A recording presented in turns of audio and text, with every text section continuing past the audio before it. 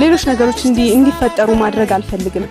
በእርግጥ ከአንዴ ከአገር ከወጣው በኋላ ምንም ላይፈጠር ይችላል፣ ግን እስከወጣ ድረስ ምንም መናገር አልፈልግምና እናንተን መሰናበት ስላለብኝ ጊዜ የለኝም። በነገራችን ላይ ምንም አይነት ጊዜ የለኝም።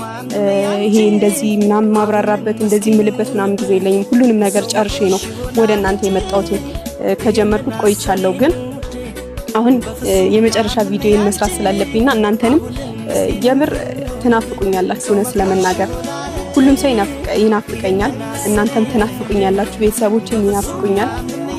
በቃ እዚህ የለመድኩት ነገር ሁሉ እንደሚናፍቀኝ አልጠራጠርም፣ ግን ምንም ማድረግ አልችልም። በቃ ከዚህ በላይ እዚህ እየኖርኩኝ እኔ ራሴን እየጎዳሁኝ እየታመምኩኝ መኖር አልችልም። እኔ ነኝ የማውቀው ምን እየሆንኩኝ እንደሆነ እንዴት እየታመምኩኝ እንደሆነ እኔ ያውቃለሁኝና እኔ ብዙ መናገር አልፈልግም። እንደዚህ ሆኛለሁ እንዲህ ብያለሁ ምናምን ብዬ መናገር አልፈልግም። ምክንያቱም ሚዲያ የያዘው ነገር በጣም ጥሩ የሚመኝላችሁም ነገር አለ፣ ክፉ የሚመኝላችሁም ሰው አለ።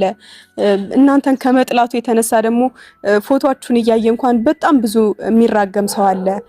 አላቅም እኔ እንጃ። እና ይሄን ነገር ተናግሬ ካፌ አውጥቼው ደግሞ ሌላ ነገር በራሴ ላይ